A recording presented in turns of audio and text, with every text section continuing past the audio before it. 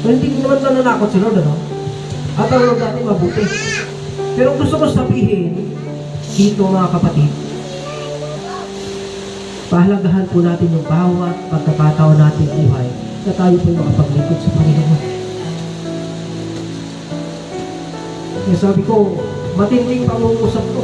Kasi ang church ngayon, sana sa init, sana sa lamig.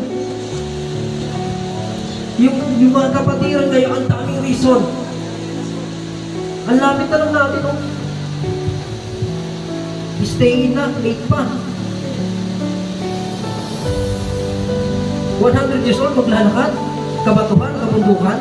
Hindi ko naman sinasabi na malayo yung kanyang bahay, pero yung kanilang templo, hindi ito nilalapit sa kabahayan.